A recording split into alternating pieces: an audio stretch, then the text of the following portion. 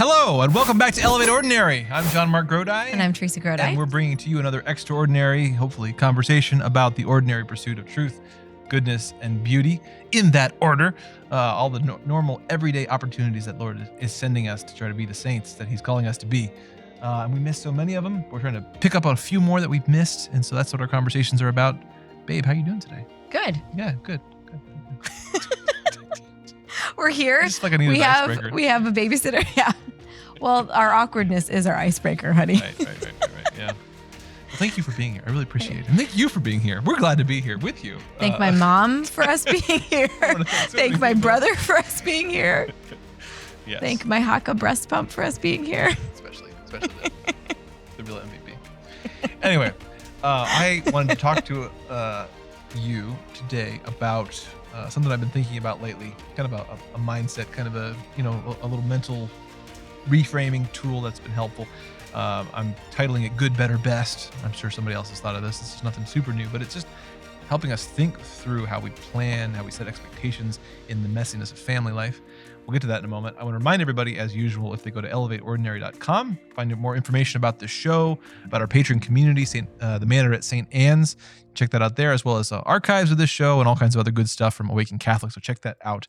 And so, yeah, back to the show here. Oh, also, Rob Holler at Key Realty, great guy, sponsors the show. Love Rob. Check him out. Looking for a home. Good guy. Alrighty, babe. So what I wanted to talk about today, I've been thinking about this lately with regards to, as we develop, we talk a lot about it, family life. You can't systematize it. You can come up with some ideas. You can try things out. You can learn from other people. But ultimately, it's a journey. It's a messy journey. It's a lot of lives crashing together and trying to work out as you're going.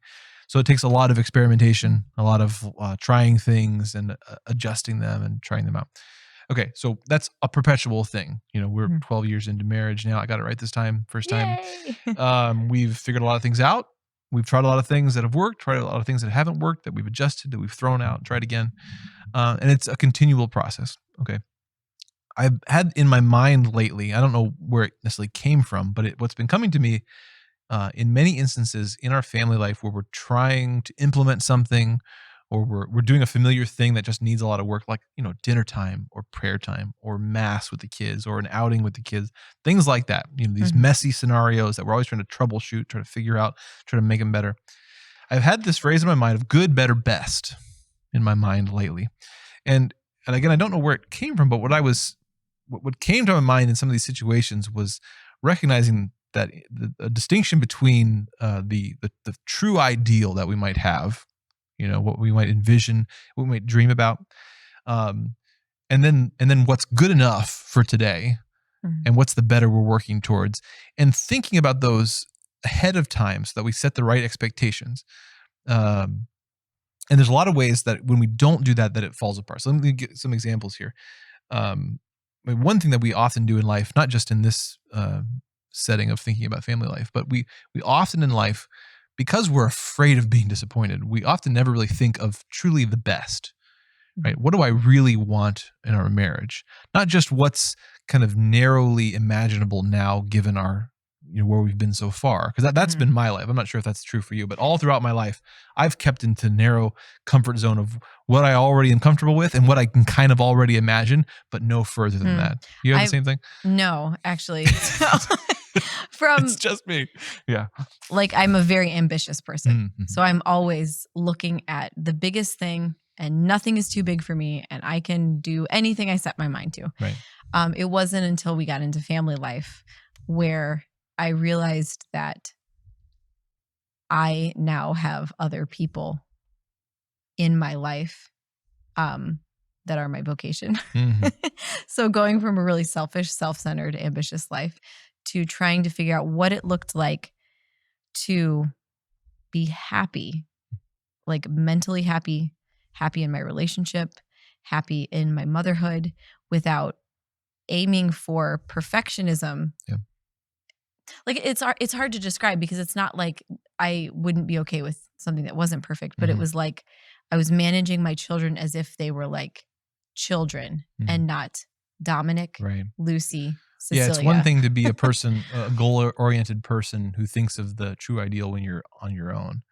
When you have to do that as part of a group, it's a different matter, right? And so, and particularly with issues in the postpartum period, realizing that I really need to take care of myself and take care of my body in particular, Yeah. made me almost take a step back and be more lazy and more day focused. Like, we're just going to get through this day, even if it's nachos for 3 meals. Like, we're just going to get through this day. And those are important sometimes. Yeah. Okay. You're like bare minimum mode, as Jennifer Fowler calls it,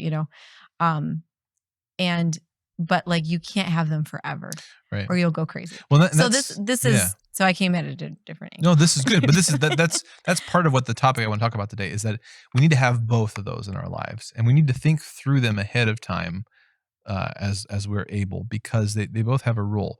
So again, on the best side, the ideal side, and especially we're speaking specifically in the context of a group, of a marriage, that there has to be, so again, we'll use an example of like family prayer. One part of that discussion that should happen ahead of time from actually implementing that in a family is focusing on the best, the dream that you have. Now, again, sometimes we shrink back from doing that because we feel we want to be realistic. We don't want to be disappointed. We're kind of afraid of dreaming big. And so we don't do that. It's necessary to dream big, okay, in any part of your life. It's not the whole picture. It's not the only thing, but it is a necessary piece. You need to really honestly ask yourself and God, as a part of this discussion, like, what would it be? What am I aiming towards? Because you will hit in the direction of what you're aiming towards. And that's why you have all the sappy phrases about shooting for the moon and hitting the stars, or something like that. Like, you have to aim high. If you aim low, you'll definitely hit low. If you aim high, you still may miss, but you're going to get in the direction of something better. You have to aim high. And there's something really valuable about, again, imagining the ideal here. And we'll come back to this because we're going to work through some examples. But that's one piece of this, is that we do need to think about the ideal. What would we love dinner time at the Grodi household to look like?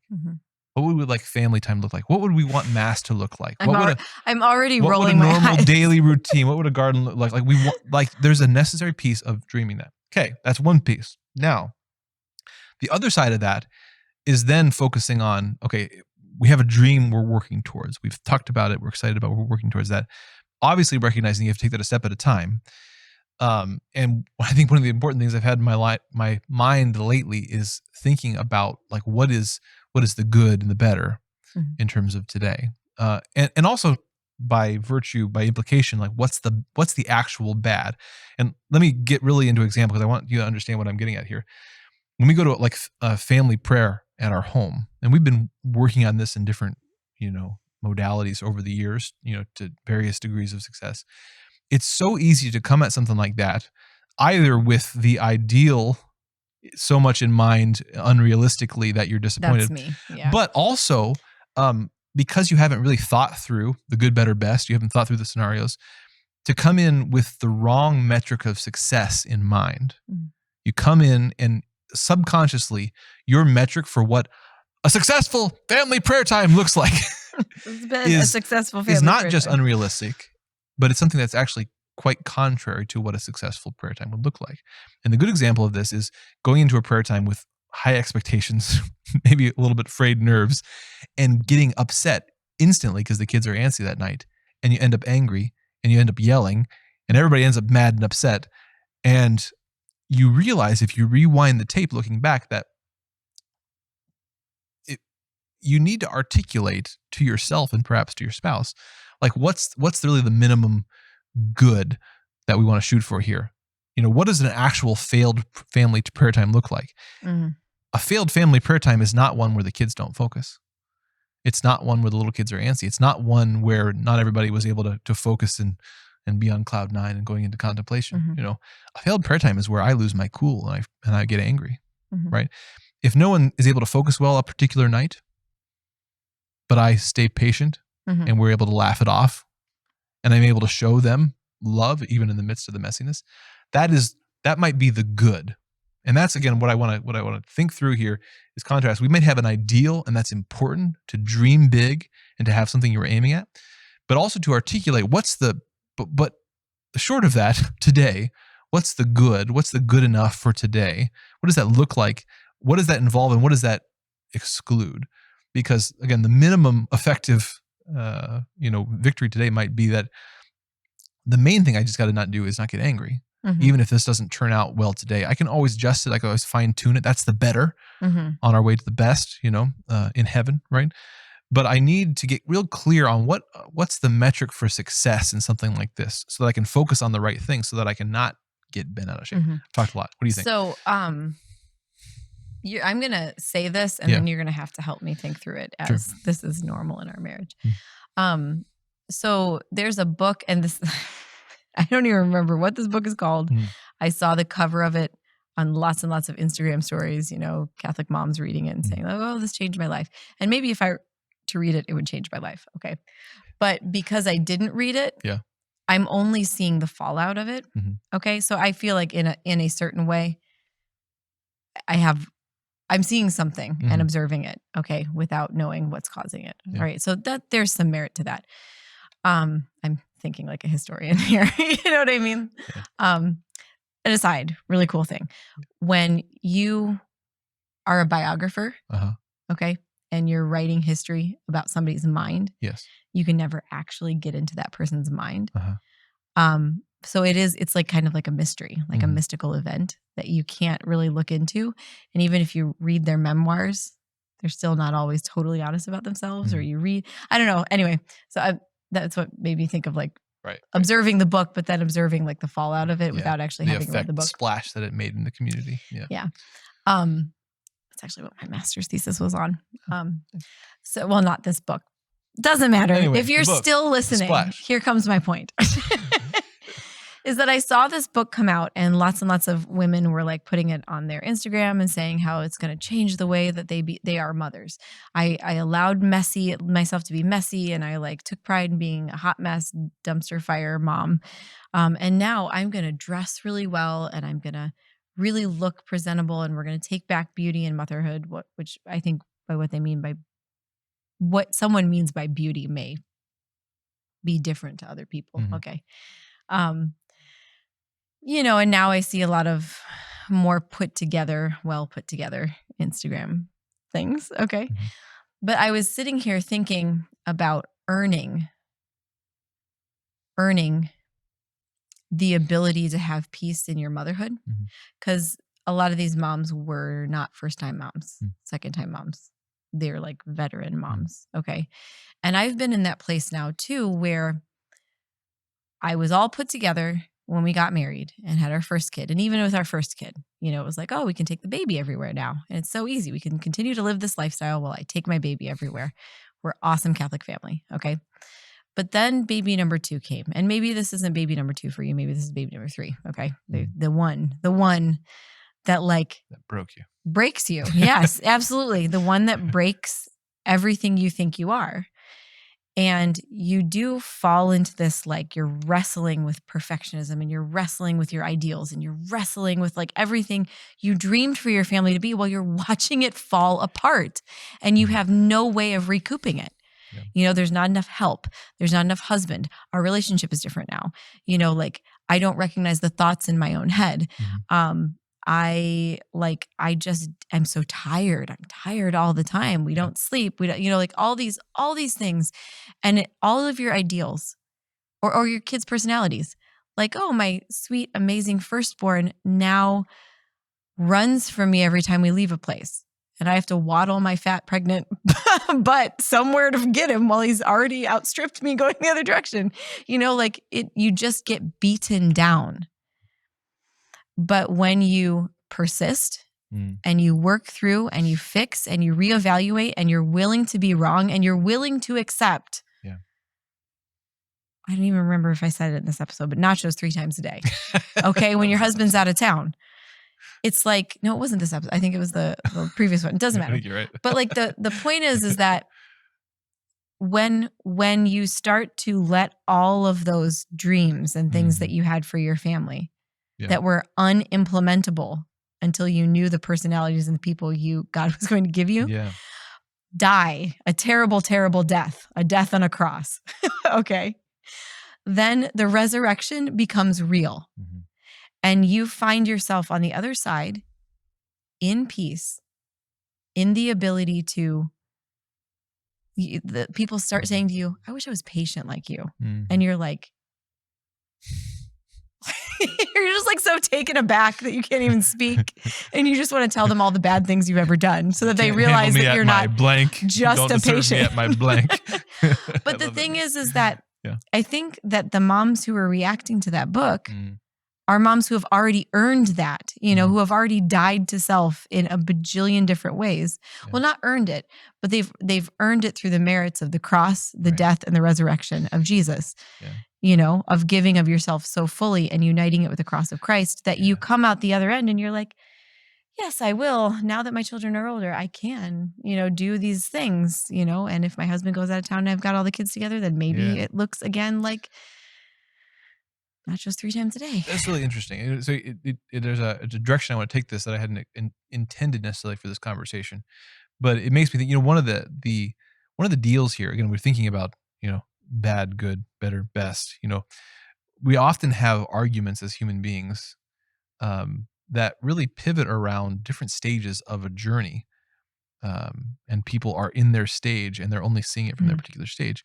So maybe we'll call this episode "Good, Better, Best," and bicycles, because C.S. Lewis had this essay called "On Bicycles," and it's this great little essay. You can look it up online, where he is having this imagined dialogue with a friend, and they're describing what he calls the 4 stages of enchantment. And it's really worth reading. But basically, what he points out is that in anything in life, you go through these 4 stages in your relationship to the thing or the activity or the role or whatever it might be. And he gives the example of bicycles. There's a time in your life when you're young, you don't know what a bicycle is yet. It doesn't really exist in your mental universe. You don't care about it. It's just out there. Then you learn to ride a bicycle and you become enchanted. That's that next stage. Suddenly, it's like the biggest thing in your universe. The joy of being able to ride it upright, having figured it out, the flying through the air, the freedom. Like, we've all, if you ever learned to ride a bicycle, you've had that experience of like, this is just the coolest thing. And it really is. Okay. Then at some point, it becomes boring. You become disenchanted. And he gives the example of the guy who's now grown and now has to drive his bicycle to work. And it's kind of a droll thing, and it's boring, and he dreads it. He's disenchanted. But then he also describes then the re-enchantment, the mature re-enchantment that occurs, where there was something in that original enchantment that was true. There was something that was false. The falsehood has fallen away. That's why you became disenchanted. But you've rediscovered the truth in a mature way. Mm-hmm. Now, the issue is sometimes you meet people who have either never been enchanted in the first place, they're unenchanted, or you have people who are stuck in their disenchantment. Yeah. And so, given what you were talking about, like this is often, I think, an issue in parenting advice and marriage advice and family, advice, is that people are at different stages of that journey, and sometimes they're speaking from a place of deep disenchantment. They're in the turmoil, they're in the difficult times that come and go, and they're speaking from that, and you have to take it with a grain of salt. Bringing it back to this particular topic of the good, better, best, I think part of the way that we can avoid maybe swinging too wildly in the journey between maybe the discouragement and maybe the unrealistic idealism is recognizing that part of the prudent life involves straightforwardly facing up to both of those. Sometimes we only focus on either the extremely maybe unrealistically positive and the negative because we're being led by our emotions, versus saying, no, let's talk about, on the one hand, our dreams. Let's dream big. What would the amazing things that we could do in our family life that we want to work towards? But with that in mind, let's also anticipate the difficulties. Let's also set a realistic metric for what a successful family dinner or prayer time is going to look like. So as a gardener, as now an experienced gardener, right, when you see new gardeners start, it's not like I want to be like, oh, these stupid people that like, look at those mistakes you're making. Like, quite often now my prayer is like, Lord, please don't let them stop. That I can see what's going to unfold this gardening season for this person because of this thing that they did. That is a total new thing, like newbie thing. And that I would have done, whatever, thing, that I have done in the past. And rather than be like, oh, these stupid new gardeners. Like my prayer truly is like, Lord, please don't let them stop. Right. Please let them see and learn and be like, I'm going to do it harder next year. Yeah. I'm going to do it better. I've learned from this mistake. I'm going to, I'm going to kind of like, we talked about this with our postpartum episode, where I kind of joked and I was like, well, next time. And then I'm like, well, this is our 6th kid and I'm getting older. Like, God willing, there's a next time. But that is I didn't get to the point where I was like, we need to sterilize ourselves or we need to throw NFP, out the door, which we've had 100% success rate with NFP up to this point. And so at some point we'll do an episode on that. But it was always like, okay, this postpartum period sucked. Next time, what am I going to do? Right. Yeah. Well, so let's talk about gardening for a second, because I think you can apply this to just about anything in your life. And I think it's really helpful. Again, gardening is a great example here.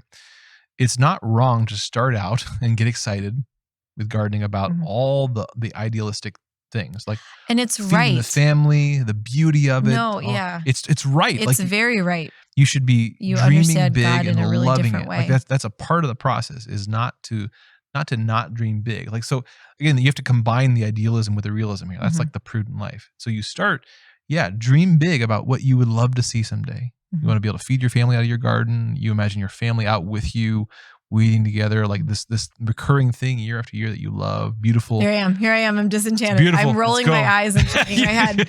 When you said family weeding together out in the garden, and all I could think of is like, kids trampling all your plants and killing them so you have no food for the winter.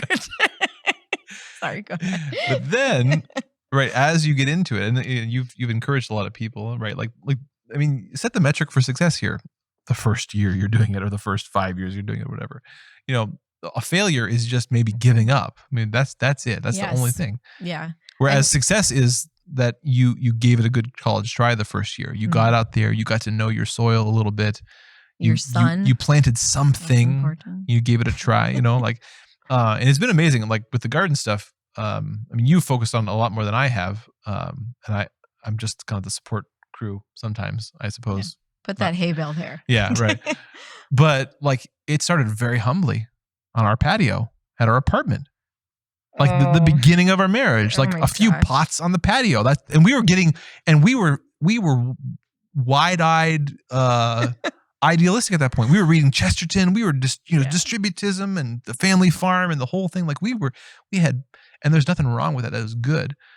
But the main thing is that we didn't give up, even though we had some really bad let me tell failures. You tell you the setback, because this is the exact reason why people get disenchanted, and they'll be like, I'm never doing this thing that was hard again. Yeah. Okay. We worked so hard on a very tiny income to have these little potters on our patio. And one had this cherry tomato, and I wanted Dominic to have a cherry tomato. God bless her. This woman would ride her chair, and visit people and talk to people. And she kept telling me, kids are stealing your cherry tomatoes as they get ripe. And I'm just like, in one ear, out the other. There's like 100 on this bush. Like, actually, it was a phenomenal cherry tomato bush. I'm just like, oh, in one ear, out the other. One day I came home and she picked every single cherry tomato, green, put it in a bag and said, set them on the windowsill, they'll ripen. And I, it was like the entire gardening year was finished with zero, like nothing to show for it. No delicious cherry tomato. And I'm just like, wow. But next year, you don't remember that? No. Yeah. And we threw them all away because I didn't know how to ripen tomatoes on a windowsill. Okay. They just like sat there and weren't getting ripe. So, but then the next year we put in another garden and that one failed. That one had a bear attack it. And a bunch of bees. The bear attack. I forgot the bear attack. Alleged bear attack. The bear dug up the bees. It sure looked like a bear. Third garden. I mean, like every garden was just like a massive waste of time. Right. But it wasn't a waste of time because I learned how to garden. Yeah. And I began to recognize weeds from seeds and like how things grew and the kind of support they needed, even if at the end of those several years we did not get a harvest beyond like a handful of beans, or a few peas. Whereas there were moments throughout that time period that you thought, I'm sure I thought, I don't have the memory that you do, that like is this ever going to, because this is a lot of work and a lot of fuss. Is this ever going to be different? Where is it now? I thought I was going to have no garden this year because I had a baby on March 29th. But it's beautiful. It is the best even in spite garden. of it being imperfect, planning and implementing. I just made a bunch of fermented sauerkraut the other day from cabbages from my garden. Fermented sauerkraut. Yeah. Awesome. Fermented a lot. We ferment a lot. We'll put up a picture of it. It's a pretty beautiful garden. Yeah. But I didn't think I was going to have a garden this year, but I knew things that I didn't know before. Right. I knew when I was going to, that I wasn't going to start my own. It doesn't matter. It doesn't matter. I could go down a big rabbit hole about my garden. I could talk for hours about my garden. But the point is that, no, you tell me the point. I don't know. The point is. Are we still recording? Yeah, I don't even know. Both of those sides are important, right? Like we need to have big ideals in mind, because if we don't dream big, if we keep our dreaming constrained by what we can already imagine or that we're already comfortable with, then we're not going to live the great lives that God wants us to lead. He doesn't want us to imagine what he might be calling us to and limit that to our imagination. That's us living life on our terms. We need to turn it around and say, Lord, no. What might you be calling to me? What's the beautiful dream that you might have for our family? You need to, and he speaks to you through your own imagination desires, but you have to let him loose. So, let's take another example of family prayer time. Again, what might that look like ideally? Like imagine us all together. Our children are older. They all have a deep, intimate relationship with Christ. They love the sacraments. They're involved in their faith. We come together for family prayer. We're praying out loud. They recognize when they're empty. We love it. And what needs to fill them. Right. That really is. That's what we're working towards. Like, and so there's we could keep imagining that, and it's important to imagine that and dream that. Okay. Then on the other hand, where we are now, family life is messy. Prayer time is messy. We have a 10-year-old down through a 3-month-old. And you never know going into, like lately we've been praying Vespers with singthehours.org. Check out singthehours.org. We're going to get Paul Rose on here one of these days to talk about his wonderful project, a daily recording of lauds and Vespers, morning and evening prayer, chanted, mixture of Latin and English. So beautiful. Singthehours.org. We've been praying Vespers every night with Sing the Hours, with this podcast, the YouTube video. It's very beautiful. We love it. But it's a mixed bag. Some nights we come together and the kids are relatively focused and they enjoy it and it's good. And there's only a modest amount of, kicking and, weaseling around and all that. And then sometimes it's just a mess. Okay. And again, the key that I want to talk about here, again, it's been on my heart lately, is that I have a good, better, best in mind. Like if it happens one day that it's just a truly amazing prayer time, that's great. But at minimum, what does a successful prayer time look like? What's the good enough for today? When I don't get angry. And that's a key thing. And when we think through that, we recognize, I may have been subconsciously putting a really high metric, an unrealistic metric here, when what I need to focus on is simply not like losing my cool. Like that will be a successful prayer time. If we show up, if we're kind and charitable, we give it the old college try, and we don't get frustrated or too frustrated if it doesn't go. Family meals are another thing like that too. Again, you can dream, and you ought to dream big about what you want that to look like, your family culture, the conversation, and you want to work towards that. But today, what today am I going to do? Well, I'm going to get the kids to eat. I'm not going to yell too much at the table, or what's a little bit another step I can take from yesterday to make it a little bit better. So I think we're ready in ways to deal with the mess and to be calm in the mess. Right. It is harder when you have children and you're dealing with their vices and their sins. Like I'm like, like you worked really hard. Like I'm not the kind of person who's like, if you don't want to eat my meal, I don't really care. I'll eat my meal. It's delicious. I want to eat your meal. But like the point is that it's not something that I have a propensity to be angry about. Like my worth isn't in my meals, but like to watch our kids be so ungrateful. Like it's not so much that they didn't eat the food that I prepared. It's like they're ungrateful, and I'm not, it's all of them. It's not just one I'm calling out. You know what I mean? Or like to watch a kid lie to get out of prayer. You know what I mean? Like those things are things that can really pull you down into despair and into like anger and into like all of the choices you've made to this point with this one particular child, like come to your forefront and you're like, I have to smash this out of them right now because look how like the sinful and vicious I've allowed them to get, and I got to smash it out of them right now. And if you can keep yourself from like, that's very hard. It's easy to imagine poop. It's not easy to imagine your child sinning. I'm not like it's something that hurts. It hurts and scares you, like actually terrifies you. Because I'm immediately like, they're gonna become an axe murderer down into the future and end up in jail and all bad kinds of stuff that's gonna happen to them in jail. When like they say, I'm gonna go to the bathroom, and they just like go into another room, wait for prayer to be over. So let's talk more about through the good here. I mean, thinking about family prayer, thinking about dinner time, thinking about mass.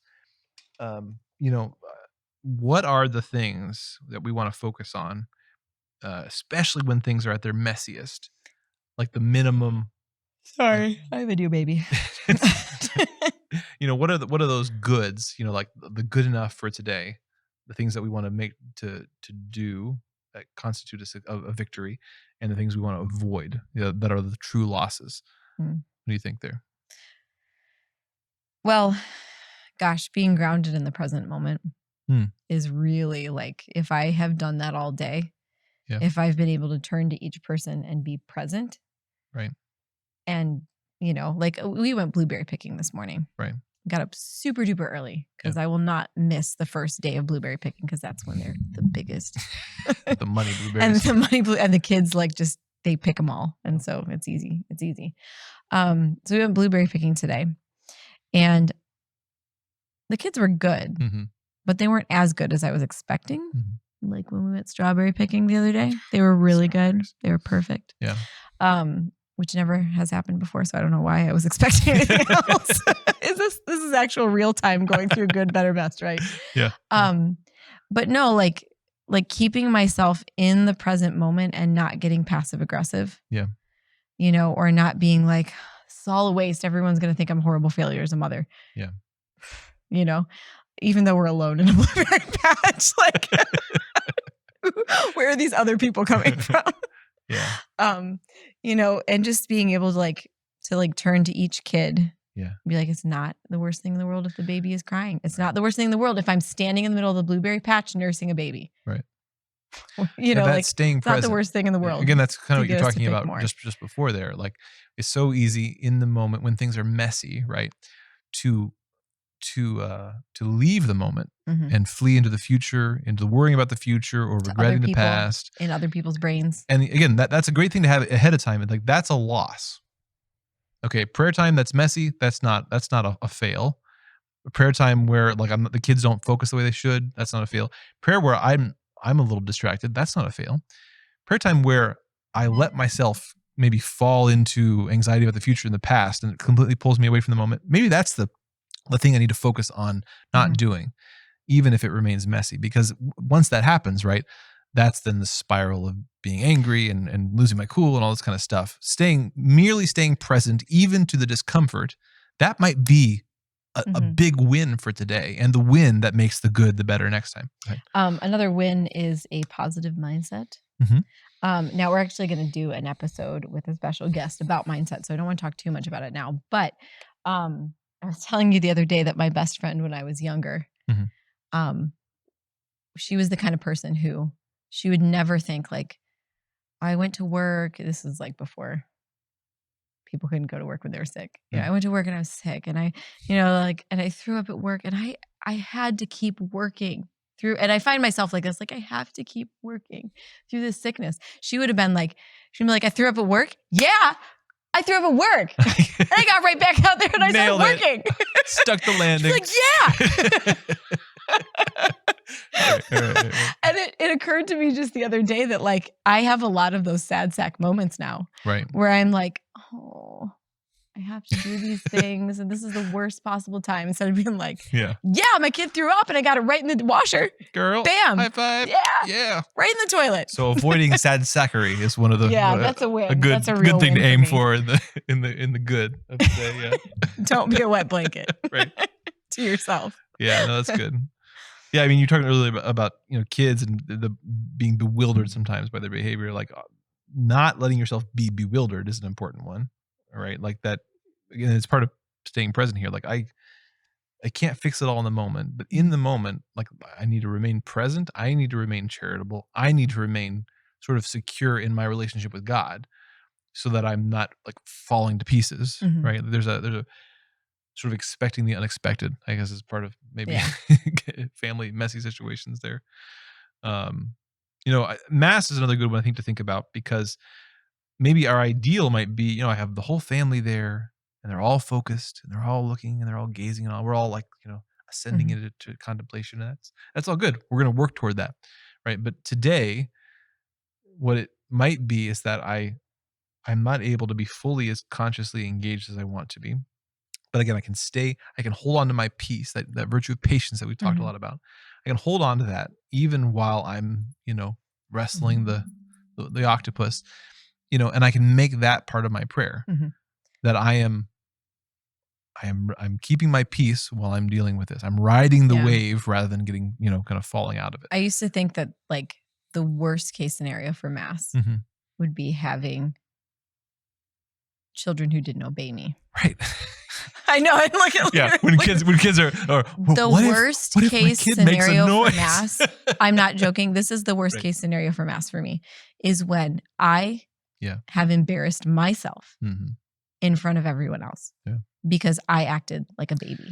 You know what I mean? Or I acted like a toddler throwing a temper tantrum. Worst case scenario for me. And that has happened. Is when even I get to this, leaving Mass crying is better than that. Getting to the sign of peace, and I'm kind of like, I need to go to confession. I shouldn't receive. Should I receive the Eucharist? So like, I've gotten so angry. Like that's.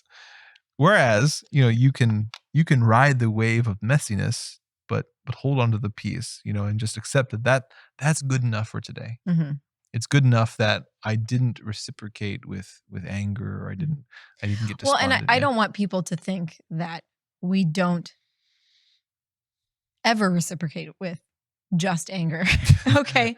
Because like today after blueberry picking, the 2-year-old climbed into, like got unbuckled, climbed into the car seat, my driver's seat. Okay. While the car was running and was pushing buttons. Okay.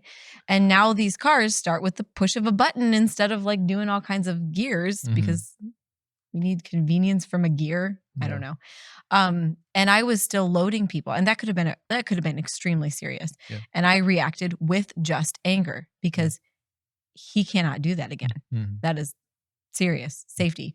But every other mishap that had occurred that whole blueberry time when that 2-year-old was like the one liability for everyone, it was patience and redirection and whatever. But so I don't want to like say that. Yeah. I don't want to mischaracterize us when you see me you see me give a kid a swat on the butt. It's going to happen sometime, but even then, like what's the good is that I recoup myself if I've gotten angry. Well, I hadn't gotten passionate. It was something he needed to be shocked about never doing again. But I guess the point I want to make here too is another application of the good, better, best thing is sometimes again we're striving for the ideal and we get a little too attached to it on a particular day. And then when we lose hold of it, it's not just that we get upset, but then we just sort of like give up the whole thing. I've often thought about this with our prayer time. So we have about, I think, on an ideal day where everything goes right, I think we have 4 or 5 times we pray briefly as a family throughout the day. Yeah. Not really including meals. I mean, we have morning. Oh, not including meals. Some of them, including meals. Yeah, maybe 5 or 6 actually. But the point is that there have been some days we didn't sleep well and we're grumpy and the morning didn't go well, where it's like we've gone the rest of the day and we've kind of just skipped them all. Right. And so one of the things I've had in mind too is like, again, there's the good, better, best here too. Like our morning prayer at breakfast time involves some singing and involves the gospel. It's this beautiful thing when we do it right. If we're not feeling up to it that particular morning or we're in a rush, well, what's the good? Well, we still prayed. we still prayed, or maybe we prayed and we just sang the Our Father. We've been doing that lately a few morning prayer times. Instead of doing the gospel reading from the day, because I lost my Magnificat, we just sang the Our Father, which we've been practicing with the kids. And in my mind, I'm thinking, okay, well, this is good. Like there's the ideal, and we'll get back to that. But for today, this is good enough because we still showed up, we still did it, and we put something into it. Yeah. So again, having those in mind, so that even you're striving toward an ideal, and that's important. That's part of having your heart oriented towards some beautiful ideal dreams. Like that's important. But being realistic about what's good enough for today, what constitutes a real win today, and it usually involves you not not losing your cool, and what would involve a real loss, which is that, so I've found that really helpful to be thinking about. So good, better, best.